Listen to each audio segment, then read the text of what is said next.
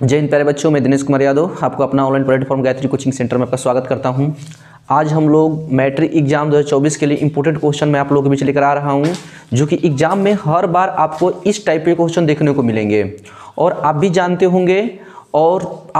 होंगे कि इस टाइप के क्वेश्चन आप लोग कितना बार आ चुका है और कितने इसमें लड़के फंसते हैं किस तरीक़ा से। अगर आपसे बात करें तो रूट 2, रूट 3 या रूट 5 इस टाइप से क्वेश्चन आपको देखने को मिलेंगे सिद्ध करने के लिए। जैसे आप लोग देख सकते हैं कि मैं बोर्ड पर पहले कीजिए कि रूट 2 एक अपरिमेय संख्या है। इसके आधार पर यह भी हो सकता है कि सिद्ध कीजिए कि रूट 5 एक अपरिमेय संख्या है। ये भी हो सकता है कि सिद्ध कीजिए कि रूट 7 एक अपरिमेय संख्या है। ये भी हो सकता है कि सिद्ध कीजिए कि 1/√1 एक अपरिमेय संख्या है। तो पहले नंबर मैं आप लोगों से इस टाइप पर इस प्रकार से इस तरीका से क्वेश्चन समझाऊंगा कि मेरे भाई आप लोग का हर एक टाइप क्लियर हो जाएगा और आसानी से आप एग्जाम में बना सकेंगे। ठीक है, रूट 2, रूट 5, रूट 3, रूट 7 ये जितने भी रूट हैं आप लोग इसको आसानी से बना सकेंगे। इस वीडियो को अच्छे से समझिए। मेरा प्रयास है कि मेरे भाई आप लोगों को मैं हमेशा अच्छे से समझा सकूं ताकि आप लोग समझिए और एग्जाम में जैसे ही क्वेश्चन दिखाई दे आप उसको सॉल्व करें। तो आइए चलते हैं क्वेश्चन की ओर और देखते हैं क्वेश्चन में क्या कह रहा है, किस प्रकार से हम लोग सिद्ध करते हैं। आप लोग वीडियो में शुरू से अंत तक बने रहें। मैं कोशिश करूंगा कम से कम समय में आप लोग को ये थ्योरी दे सकूं और ये सिद्ध करके आप लोग को दे सकूं। ठीक है, तो आप लोग बने रहें और इस चैनल पर नए हैं तो मेरे भाई सबसे पहले सब्सक्राइब करें और अपने दोस्तों में इस वीडियो को अधिक से अधिक शेयर करें ताकि वो लोग भी इसका उपयोग कर सके। तो आइए देखते हैं, क्लास को बनाते हैं और देखते हैं। क्वेश्चन में है सिद्ध कीजिए कि रूट 2 एक अपरिमेय संख्या है। मेरे भाई क्वेश्चन में दिया हुआ है सिद्ध कीजिए कि रूट 2 एक अपरिमेय संख्या है, तो आपको इसको अपरिमेय संख्या बनाना है और सिद्ध करना है। ये मैट्रिक एग्जाम में आपको देखने को जरूर मिलेंगे। रूट 2 हो सकता है, 1/√2 हो सकता है, रूट 5 हो सकता है, 5 - √2 हो सकता है, कुछ भी हो सकता है। तो आप लोग बनाने का तरीका सीख लेंगे। इसी मैथ के आधार पर मैं आप लोगों को इतना आसानी से बताने वाला हूं मेरे भाई कि आप लोग इसको बना सकते हैं। तो आइए सबसे पहले नंबर क्वेश्चन की ओर देखते हैं और देखते हैं क्वेश्चन में क्या बोला है। सिद्ध कीजिए कि रूट 2 एक अपरिमेय संख्या है। मेरे भाई रूट 2 एक अपरिमेय संख्या है तो हम लोगों को सिद्ध करना है अब कि कैसे अपरिमेय संख्या है। तो पहले नंबर एक बात को ध्यान रहे कि अगर हम इसको क्या करते हैं भाई, प्रूफ करते हैं विरोधाभास विधि। क्वेश्चन आएगा विरोधाभास विधि क्या होता है, तो विरोधाभास विधि का मतलब होता है कि जो क्वेश्चन में दिया होता है उसका विलोम माना जाता है, ये विरोधाभास विधि होता है। जैसे हम लोग लिखेंगे माना कि रूट 2 एक परिमेय संख्या है। माना कि रूट 2 एक क्या है, परिमेय संख्या है। इस प्रकार से रूट 2 को क्या मान लिए, एक परिमेय संख्या है। अब देखिए इसका ऑपोजिट माने हैं विरोधाभास विधि से। अब रूट 2 हो गया तो रूट 2 को हम लोग जब परिमेय हो गया तो रूट 2 बराबर क्या लिखिएगा, P/Q लिखिएगा। अब परिमेय हो गया तो ये भी होगा P/Q में, इस तरीका से। अब यहां आपको लिखना है क्या, वो चीजों पर थोड़ा ध्यान दीजिए। जहां P और Q एक पूर्णांक है, Q ≠ = 0 और P और Q में एक के अतिरिक्त और कोई गुणनखंड न हो। इस प्रकार से आपको यहां से हम लोग क्या करेंगे, तो लिख दिए हैं P और Q पूर्णांक है, P और Q पूर्णांक है और Q ≠ = 0 और P और Q एक के अतिरिक्त और कोई इसका गुणनखंड। जैसे ही इतना किए ना, अब कोई सोच रहा होगा मेरे बालक कि इतना लंबा लिखेंगे कैसे। मेरे भाई लिखने की जरूरत नहीं है, आपको यहाँ इतना लिखना है P और Q पूर्णांक है, Q ≠ = 0, P और Q में एक के अतिरिक्त और कोई इसका गुणनखंड नहीं है। यानी हम ये भी लिख सकते हैं कि P और Q एक सहअभाज्य संख्या है, ठीक है ना। सहअभाज्य संख्या आप लिख सकते हैं तो आपका क्लियर हो जाएगा, इतना सहअभाज्य लिख देंगे। तो हम आप लोगों को समझाने के लिए लिखे हैं कि आप लोग P और Q जैसे परिमेय संख्या के डिफिनेशन सुने होंगे, वैसी संख्या जो P बटा Q के रूप में लिखी जाए, जहां P और Q पूर्णांक होता है, Q नॉट इक्वल टू 0। तो मेरे भाई एक बातों को ध्यान देना है, उसी को हम यहाँ पर लिखे हैं आप लोग के भाषा में, और लास्ट में इसी के इस्तेमाल से आपको साबित हो जाएगा, ठीक है। तो आप लोग बने रहेंगे और देखते रहें ध्यान से। इतना आपको करना है, इसका अपोजिट मान लेना है, मान लिए। अब देखिए √2 को √2 लिखे हैं। अब जब √2 परिमेय संख्या है तो परिमेय का P बटा Q के रूप में लिख दिए, क्लियर हो गया। अब आपको क्या करना है, थोड़ा ध्यान देना है, दोनों देने इधर और उधर, दोनों तरफ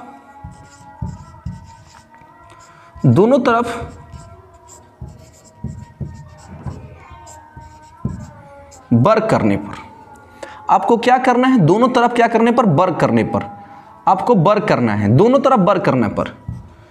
तो √2 बराबर P अपॉन Q, इधर भी स्क्वायर इधर भी स्क्वायर। दूसरा स्टेप में क्या किए हैं कि दोनों देने वर्ग किए, इधर भी वर्ग किए उधर भी वर्ग किए। मेरे भाई √2 को √2 से गुणा करेंगे तो √4 होगा, इधर करेंगे तो P स्क्वायर बटा में Q स्क्वायर होगा। समझ रहे हैं, दोनों देने वर्ग किए हैं, इसको करना ही पड़ेगा, दोनों देने संख्या से वर्ग करेंगे तो कोई दिक्कत होने वाला नहीं है। इधर भी वर्ग इधर भी वर्ग, 2 दूनी के 4, अब P स्क्वायर Q स्क्वायर। अब 4 का हो जाएगा 2, इधर हमारा हो जाएगा P स्क्वायर अपॉन हो जाएगा Q स्क्वायर। क्लियर हो गया। ये डिवाइड में है, इधर आकर कौची में हो जाएगा, ये डिवाइड में है, इधर आकर हो जाएगा गुणा में, तो ये 2Q स्क्वायर हो गया, ये P स्क्वायर हो गया। 2Q स्क्वायर बराबर क्या हो गया, P स्क्वायर। आप इसको समीकरण फर्स्ट कर लीजिए, ठीक है। अब 2Q स्क्वायर बराबर P स्क्वायर हो गया, ये गुणा में है, उधर कौची में हो जाएगा सर, तो भागा में हो जाएगा। Q स्क्वायर बराबर P स्क्वायर बाई 2। अब आप यहाँ पर देखिएगा ध्यान से, जो ये Q स्क्वायर है, Q स्क्वायर बराबर P स्क्वायर बाई 2, तो इसको क्या कर सकते हैं हम, अपने भाषा में इसको लिखना है। देखिए आपको लंबा दिखने में लग रहा है लेकिन समझना है। कहा गया है कि √2 को एक अपरिमेय संख्या का विलोम मान लिए, परिमेय संख्या √2 P बटा Q किए, दोनों तरफ का किए, वर्ग किए तो 4 का 4 हो गया, यहाँ पर 2 दूनी के 4 हो गया, P स्क्वायर Q स्क्वायर। ये 4 का 2 हो गया, Q यहाँ पर भागा में, उधर जाके कौची में हो गया, गुणा में। समीकरण फर्स्ट मान लिए, अब ये गुणा में ही तो भागा में हो गया। तो आप देखिएगा ध्यान से, यहाँ पर यहाँ अब देखिएगा ध्यान से, यहां देखिए ध्यान से, 2P स्क्वायर को विभाजित करता है,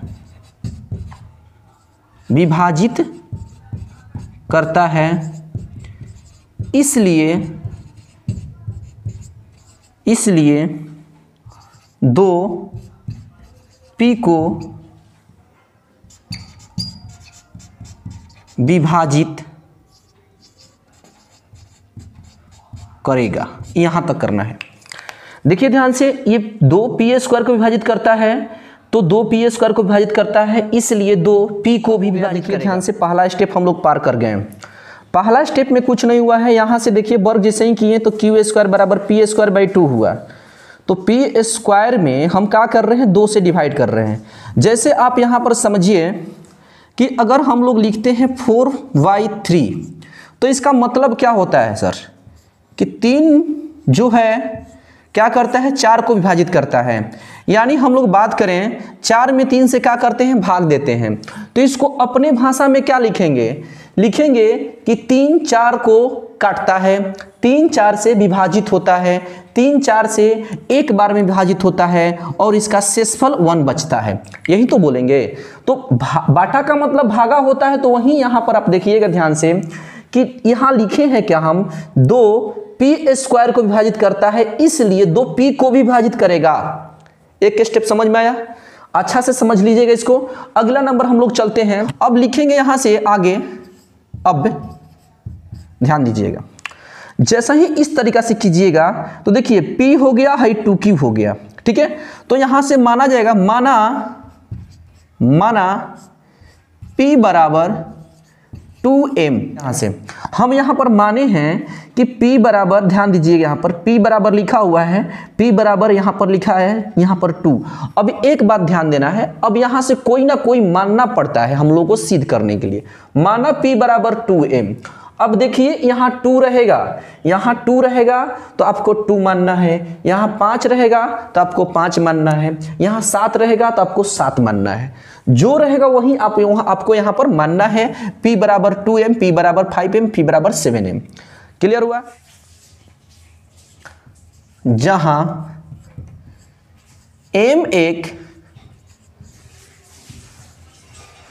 शून्येतर पूर्णांक है, यहां से कोई दिक्कत नहीं, ना ही लिखेंगे तो काम चल जाएगा। P बराबर 2m हो गया। बार बार बोल रहा हूं, यहां पर अगर बात रहे 3 तो यहां पर 3 रखिएगा, 5 रहेगा तो 5 रखिएगा, 2 है तो मैं 2 लिया हूं। क्लियर हुआ? अब P बराबर क्या काम हो गया? 2m हो गया। अब आगे आपको क्या करना है, तो जो समीकरण 1 था लिखना है यहां पर, समीकरण 1 से, समीकरण 1 से, समीकरण 1 में देखिएगा ध्यान से, तो लिखा हुआ है 2q स्क्वायर बराबर पी स्क्वायर। क्लियर हो गया? 2q स्क्वायर बराबर क्या हो गया? P square. तो बस आपको क्या करना है, थोड़ा ध्यान दीजिए कि 2 के 2 हो गया, q स्क्वायर ज्यों कहते हूं। अब p देख रहे हैं यहां पर क्या लिखा हुआ है, p, तो p की जगह पर क्या लिखेंगे, तो 2m लिखेंगे, क्योंकि p तो हो गया। अब p की जगह पर क्या लिखेंगे, तो p की जगह पर 2m लिखेंगे, तो यहां पर हो गया 2m। इसके ऊपर में स्क्वायर है तो सर इसके भी ऊपर में क्या हो जाएगा, स्क्वायर हो जाएगा। क्लियर हुआ? अब आगे समझिए ध्यान से, 2q को ज्यों का त्यों रखेंगे। अब ध्यान देंगे यहां पर, ये 2 दूनी के क्या हो जाएगा, 4, और m क्या हो जाएगा, m स्क्वायर हो जाएगा। यहां तक तो क्लियर हो रहा है आपको? ये 2q ज्यों कहते हो और 2 दूनी के 4 और m क्या हो जाएगा, m स्क्वायर, क्योंकि 2m दो बार लिखेंगे तो 4 हो जाएगा, m मिलकर क्या हो जाएगा, m स्क्वायर हो जाएगा। यहां तक तो क्लियर हो रहा है? अगला नंबर में देखें ध्यान से कि ये आपका क्या हो जाएगा, ये जब यहां लिखा हुआ है, अब 4 देख रहे हैं यहां पर, ये मेरा कौची में है, गुणा में है, इधर आएगा तो काम हो जाएगा, तो सर भागा में हो जाएगा। तो यहां पर हम लिख रहे हैं 4, अब बराबर हो गया मेरा का m स्क्वायर हो गया। कोई दिक्कत यहां तक तो नहीं हुआ? 2 से 4 कट गया 2 बार में, तो मेरा क्या आया, q स्क्वायर बाई 2 अब बराबर m स्क्वायर आ गया। अब देखिए यहां पर q स्क्वायर बाई 2, अब देखिए ध्यान से, ये लिखने के बाद q square by 2 m square, तो अब देखिए ध्यान से 2 q स्क्वायर को विभाजित करता है। ठीक है? अब यहां पर लिखना है क्या, अतः 2 q स्क्वायर को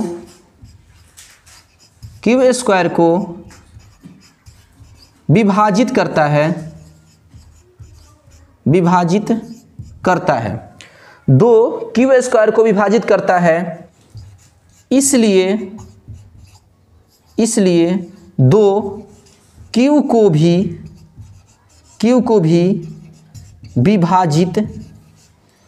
q को भी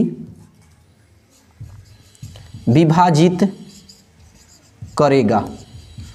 ये देखिए ध्यान से, यही लिखने में दिक्कत होता है। एक यहां पर देख लिए 2p स्क्वायर को विभाजित करता है, इसलिए 2p को भी विभाजित करेगा, अतः 2 q स्क्वायर को विभाजित करता है, इसलिए तो q को भी विभाजित करेगा। यहां पर क्या लिखा गया था कि p और q में एक के अतिरिक्त तो और कोई गुणनखंड न हो, लेकिन हम यहां देख रहे हैं कि 2 p को भी काट रहा है और 2 यहां पर q को भी काट रहा है, तो एक से अधिक गुणनखंड हो गया, इसलिए ये आप लोगों से लिखा जाता है मेरे भाई, p और q में एक के अतिरिक्त तो और कोई गुणनखंड ना हो। तो यहां पर हम लोग का माना गया है कि इसका एक ही गुणनखंड होना चाहिए, लेकिन यहां पर आप देखिएगा तो 2 q को भी काट रहा है, 2 q को भी काट रहा है और 2 p को भी काट रहा है, और यही हम लोग का इसमें सिद्ध करना होता है। और ये मैट्रिक एग्जाम में बहुत बढ़िया क्वेश्चन होते हैं, लड़के आधा बनाकर फंसते हैं, इसलिए आप लोग ध्यान से देखिए, 2 q को भाग मार रहा है यहां पर, और यहां पर ध्यान दीजिए 2 p को भाग मार रहा है, और 2 p को भी भाग मार रहा है, 2 q को भी मांग रहा है, तो इसका मतलब गुणनखंड क्या हो गया, तो इसका 2 गुणनखंड हो गया। और जब इसका 2 गुणनखंड हो गया तो बताइए क्या ये परिमेय संख्या है कि नहीं है? परिमेय संख्या है। लेकिन यहां पर क्या माना गया है मेरे भाई?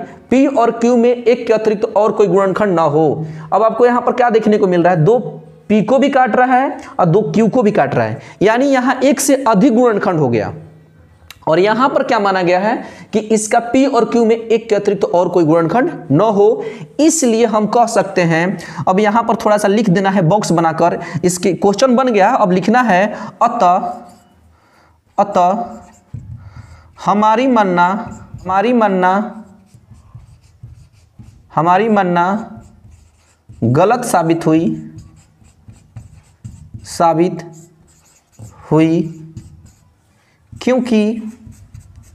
क्योंकि दो P और Q दोनों से विभाजित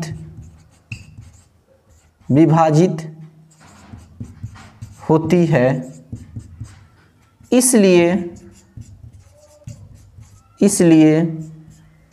√2 एक अपरिमेय संख्या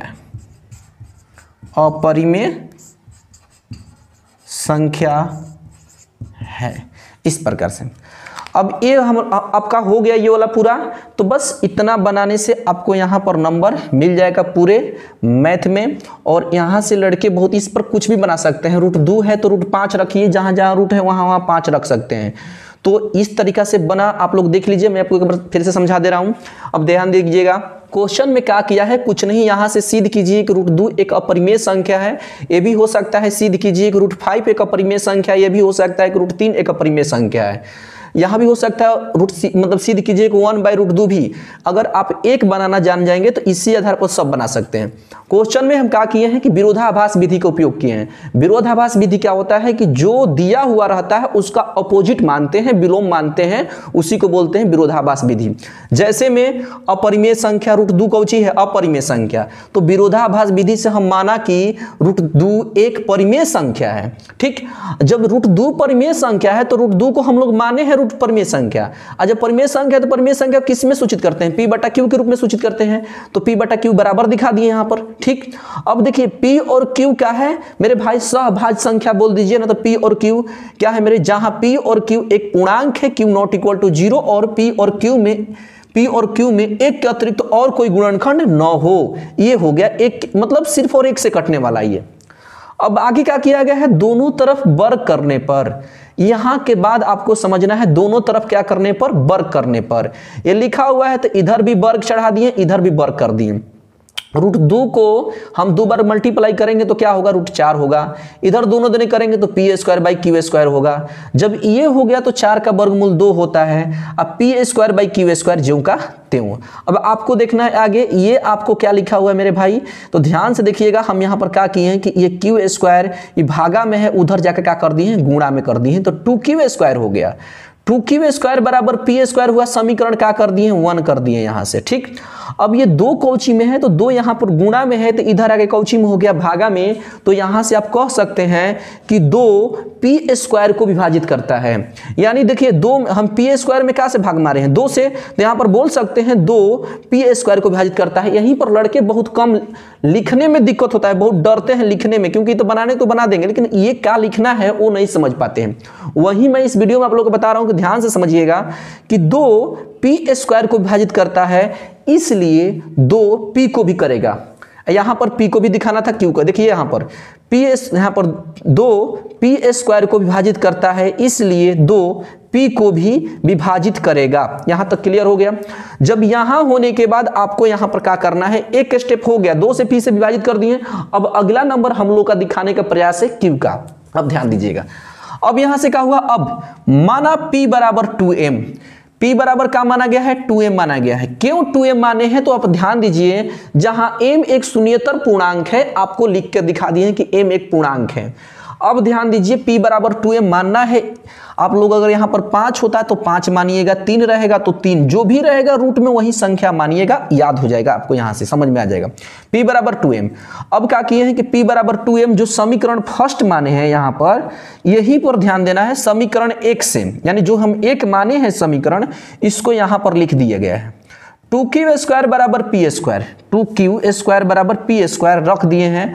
अब कुछ नहीं करना है, ये p देख रहे हैं तो p का वैल्यू 2m जो माने हैं ना वही यहाँ पर रखे हैं 2m। देखिए ध्यान से, p बराबर 2m रखे हैं, इसके ऊपर स्क्वायर है तो इसके भी स्क्वायर हुआ।